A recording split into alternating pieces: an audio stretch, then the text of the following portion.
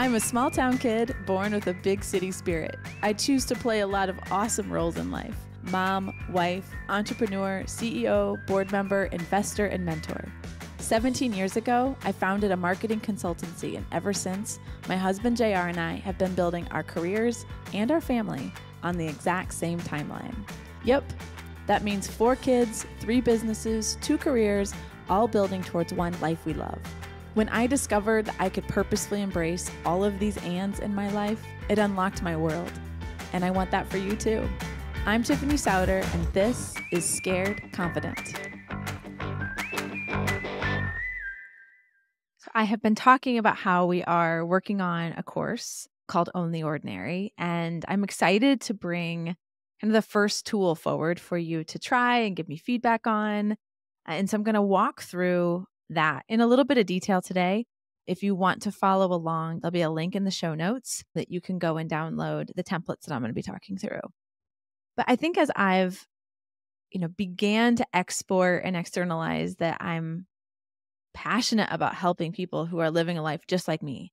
And we're not trying to run away from our careers. We're not trying to figure out a way to replace our income so that we can stay home. We're trying to figure out, how do we have a life inside our careers? How do we have a life inside of our dreams? How do I have a life inside of all these expectations that I have for myself and what life is going to look like and all the things I want to experience and the things I want to do and be with my kids? Like, how do I do my job inside of all of that instead of feeling like I have to exchange a life for a career?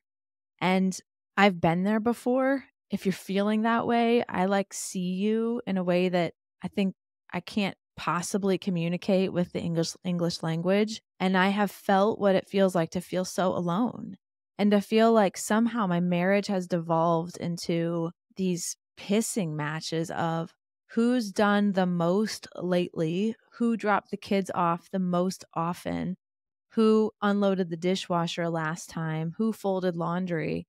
And I remember thinking to myself, there's no way this is what my marriage has become. There's no way that both of us, how smart we are, how kind we are to people, our expectations of our lives, how is this what we've become? And there's this massive boulder of guilt and tasks that just gets shuttled between the two of you. And it's there's got to be something more. And so as JR and I have worked to not just bring peace and sustainability and sanity into our home, but doing it in a way where we're still saying yes to a lot of stuff. So I want to walk through the first tool, and we're calling it the task planner.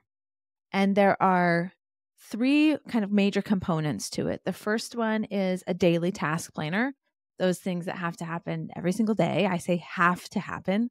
We'll talk about that word in a moment. So there's a daily task planner, a weekly task planner, and a recurring task planner. So the scope of this is really just what has to happen inside the home. So managing your space and laundry, those are kind of the 2 things. And you're going to need to customize it to your life where you live. We don't have a pool. That's not a thing I have to manage. We don't have pets. That's not a thing I have to manage. If you have that stuff, you're going to have to bring it in. What has to happen every day? What has to happen every week? And then what has to happen on a recurring basis? So it could be every month, every other month, twice a month, quarterly, all of that stuff. I don't have the energy to micro solve, but I've learned if I put things into systems, I do have the capacity to manage a system. So I use the word have to. One of the things that can happen is that the things I believe have to happen are different than the list of JR's things in his head that have to happen every day. And I would say stereotypically, the woman's list is longer of stuff that has to get done. I see the house more specifically. I get more annoyed when the counters are dirty. If our space is cluttered, my mind is cluttered. I have things that for me have to be done. And when I force that on him without engaging in a thoughtful commitment and agreement together, it causes a ton of resentment. And that resentment builds, that boulder catches steam, and it becomes the whole of your relationship. And if you've been there, you know exactly what it feels like, and it's very gross. It's not good. So this process is not just about getting to a place where you can visualize it all, which is very helpful, like seeing it. Oh, yeah, like twice a year, I have to be sure the carpets get cleaned instead of being like 2 years have gone by and I haven't done it. So things like that, when I can see them, it creates a behavioral prompt for me where I can get it done and not feel this like, oh, it's in my head, I haven't done it, this like guilt for not getting to it, et cetera, et cetera, et cetera. So getting it all on paper allows you to visualize it. That's the first thing. The second thing it allows you to do is it allows you to be able to have the other people in your house see it and decide, are we going to commit to this together? Like, will we agree for this level of things to get done inside of our home? Do we agree to those things together so that we're working as a team? And then you can go through the exercise of figuring out who's going to be accountable for it, who's going to do it. Are you going to do it? Are you going to delegate it to somebody in your home? Or are you going to delegate it to somebody who comes inside of your home and helps you with stuff? We have a whole bunch of help. Maybe that's another episode if you're interested in me kind of walking through how that process has gone. I'm happy to be an open book about what that looks like. But it's either done or it's not done. And if it's going to get done, you have to decide who's going to do it. And if you don't have time to do it all, you've got to figure out where it gets delegated. And for me, having these visual tools of the daily, weekly, and recurring task planner, like literally for me, it's printed off and we have an expo marker that's blue that stays in the laundry room. And that's how we check it off. It's very rudimentary. But on Saturday morning, part of my routine is to go in there and kind of look through the weekly task planner. What did we get done? What did we not get done? And then I go through the recurring task planner and see if there's anything that needs to be scheduled, if there's a puck that I need to throw into the washing machine so that it gets washed. That kind of stuff is just part of my routine. So when I can see it, I do it. And that's part of me managing me. So my team and I, Sam has written a lot of this down. I've exported it. She's like such a gift to my life. Oh my goodness. I can't even handle it. We have created a tool for you and it's a PDF. And what you're going to see inside of that PDF is a couple of things. One is instructions, obviously.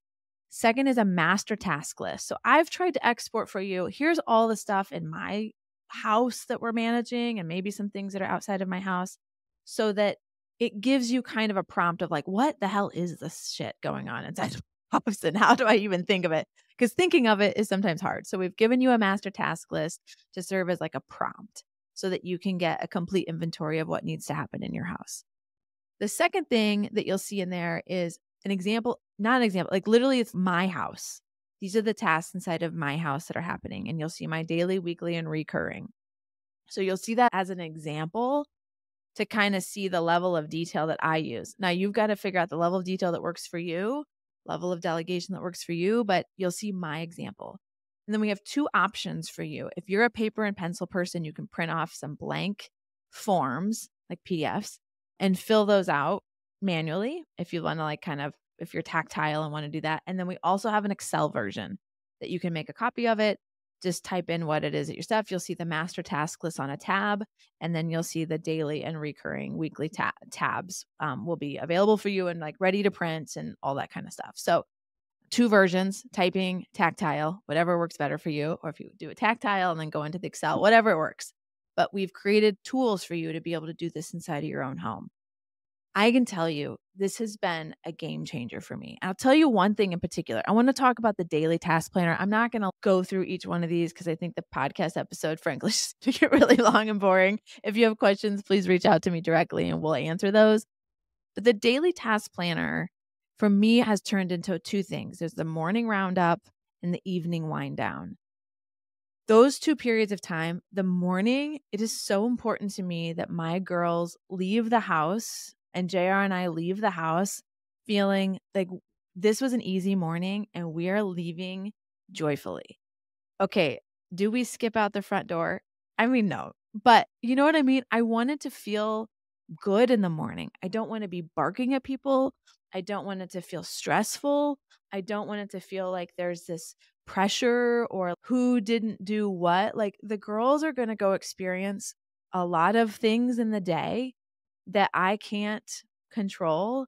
And somebody might be mean to them. There might be a hard test. It might be intimidating. Something might be scary. If I can leave them in the morning with a peaceful morning experience, that is really important to me. It probably comes from my own upbringing. But my mom was so good at the mornings.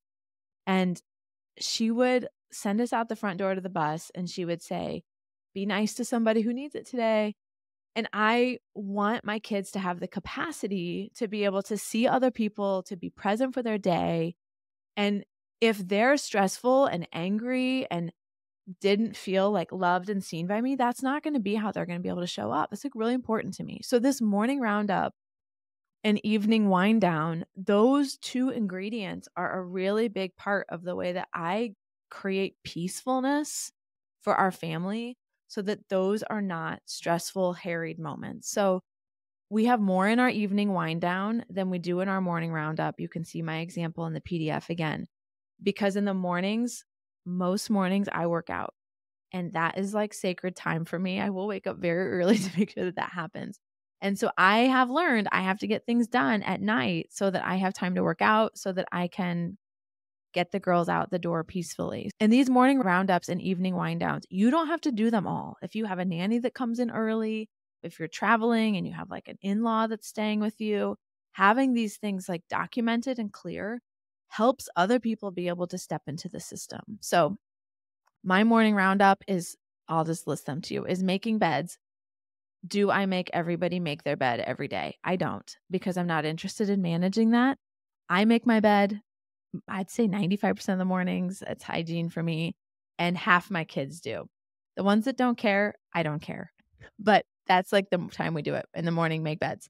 Filling the kids' water bottles for school, unloading the dishwasher, and checking backpacks. Like, are you taking your lunch today? That kind of stuff. That's what my morning roundup looks like.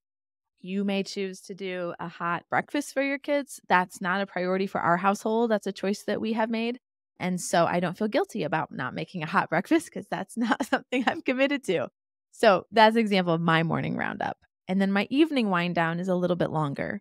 We pack lunches at night, usually as we're cleaning up dinner, because the kitchen is already messy. There's like already a dirty spoon on the island, like that kind of stuff. So I'm like, hey girls, if you're packing your lunches tomorrow, come on in and let's get that done. I'm in the kitchen cleaning up dinner. And so they like putzing around me and I can give them ideas and that kind of stuff. So packing lunches, we'll do tomorrow's calendar review.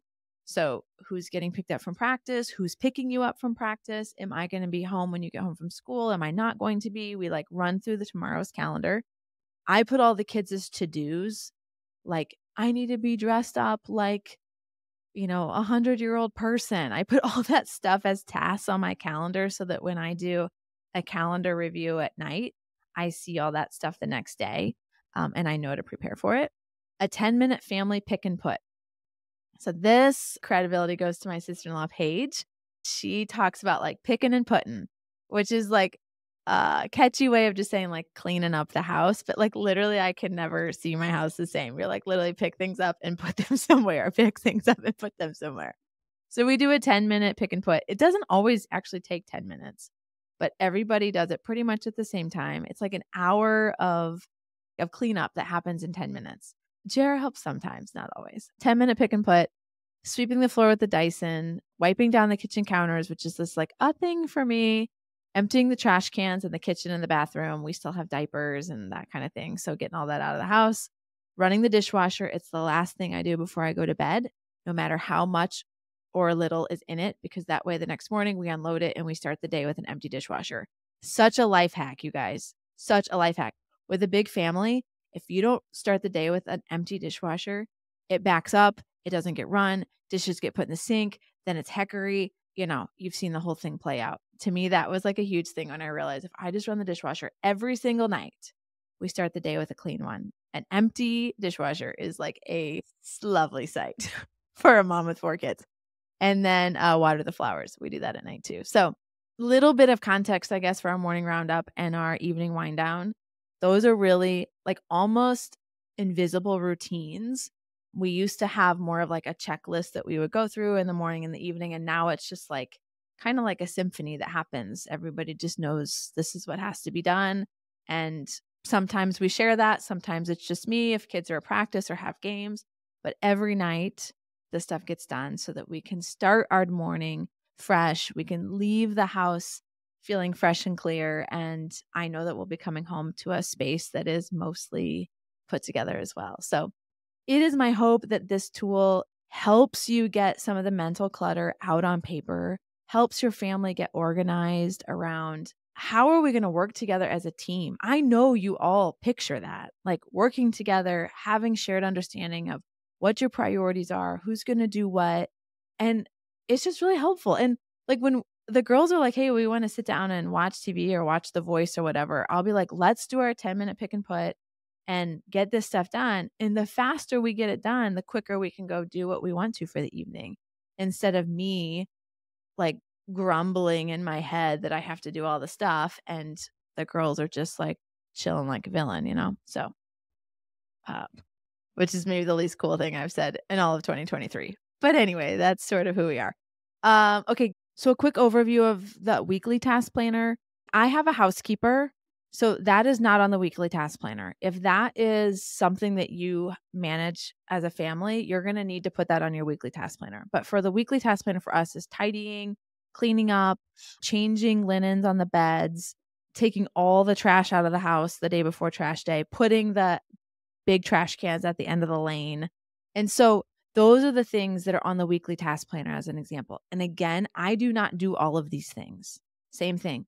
I do some, our in-home help does some, my nanny does some, and my kids do some. My husband does some. So this is not like just a me thing, but it makes one place where everybody's jobs are so that we're clear about who is doing what. And it helps me know my bases are covered because it rattles around in my head like a psychopath when I'm like, oh, it's Thursday. We got to get the things at the end of the lane. Now I know JR does that. And when he's not home, when they're not at the end of the lane, then our in-home help will do that. So it's like an example of this is what needs to happen. Here's who the primary is when they're not around, because in a two-career home, the same people being home every day is like not a thing that happens all the time. So you kind of got to know this is the system. Here's the primary. When that person's not here, here's how it's going to operate. Because it can't not happen. Like that is not an option. The train is moving so fast. It has to happen every week, every day in the recurring stuff. So the recurring task planner, the things that are on here are bed sheets would be one, getting the rugs washed. Like we have one in front of our oven, like right by our island, and that is a ruggable rug. Praise the Lord for those. Has to get washed a couple times a month because it gets all kinds of schleppy business on it. Cleaning the dishwasher, like, you know, that grummy filter that's inside of there, like those kinds of things. So that's what's on my recurring task planner. Again, like so silly, but that stuff takes up so much mental clutter for me. Like it's got to be done. I hate it when it smells. It just like does not work. We need to live not in a barn. I tell my kids when it gets all schleppy, can't stand it. I'm like, do we live in a barn? We don't live in a barn. Like this needs to look like a home. Can't stand this. So again, those are the standards that I choose. And as a result of that, there is an expectation of things that have to be done if that's the house that we're going to live in. Other people have looser standards. Amazing to you. Like we all get to pick. That's the beauty of this whole thing. We get to pick. So same thing with the recurring task planner. Some of it I have automatically scheduled. My window washers, called the owners and I was like, hey, I need you to let me know when it's every 6 months. Put me on your recurring. Here's my credit card. Please bill me. Let me know a week ahead of time so I know somebody's going to be there. And I need that to happen automatically. So that's an example of I did that one time. Fish window cleaning. They're going to come out twice a year, do the inside and the outside. I know how much it's going to cost. They have approval to run my credit card and it just happens. But if I had not chosen that and put it on my recurring task planner and said, how do I make this easier for myself? Then I don't know. I like to look out the window and not see a bunch of bug guts and like dirt from neighboring construction. So that's a way that I've made that a lot easier. Another thing that I've done that has been so helpful is finding a handyman that's amazing, who I have, and having him come quarterly. I have a note on my phone that is just called James the handyman. And he comes quarterly and they like bangs out all those tasks. So like, you know, when the door stopper falls off in the bathroom for the 300th time, when the towel bar falls down, when the handle on the dishwasher is loose. These are not hypothetical situations. These are all the things. Somebody stepped on the curtain and, you know, it came out of the wall. When you're living in a house, there's stuff that happens. And when you're really busy, it's very easy to wait till later into perpetuity. And so suddenly you're like living in this house. It feels like it's falling apart. All my like friends and family, I feel like moved into new homes over the last year. which is a thing because interest rates were 2% and all this stuff. But I was like, I want to move into a new house. That was how I felt. I was like, why do I want to move into a new house? I don't really want to move into a new house. I want to move into a house where everything's not broken. And so then I was like, well, I could just make things not broken. And then I was like, well, that's another thing to manage. And I hate managing things. That pisses me off. And then I was like, well, how do I put a system in place? And so this is the system that I created is it's on my once per quarter thing, have my handyman come and bangs out all the stuff. And so I know that nothing's going to be broken for more than 90 days. I can manage it for 90 days. So that is an example of taking something that's a recurring problem, observing it, thinking through how do I create a system and then like solving it. And so now James knows we're going to touch base every quarter or so. If he's got a project and it's raining, he'll be like, hey, what do you have for me? And it just starts to happen without me feeling like I have to microsolve every single time something breaks in the house. So that's an example of something that would be on the recurring task planner. I do not, again, do all of these things. I rely on my big kids. I rely on my husband for some, and I rely on outsourced help for some of it. But it's all in one place so that I only have one place to manage it and everybody's clear on who is doing what. Okay, give me feedback on this. We'll continue to make it better. We know we need to make an editable PDF. We don't have that done yet, but we wanted to get this out into the world before we had it perfect. Sam is done with all of my new ideas and it's like, people need to use this thing and we need to get some feedback. So I know it's going to be helpful, but it would be so valuable to me if you gave us feedback on how it's helpful, where you're getting stuck, what else you'd love to see, other examples you'd like to hear from me. That feedback is such a gift to the work that we're doing.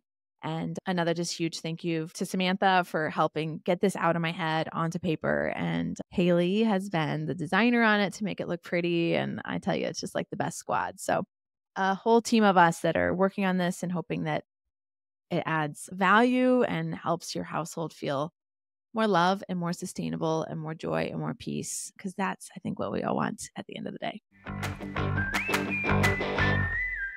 Okay, if you want to snag this resource, the task planner for your home and family, there's two ways you can grab it. One is there'll be a link in show notes to it.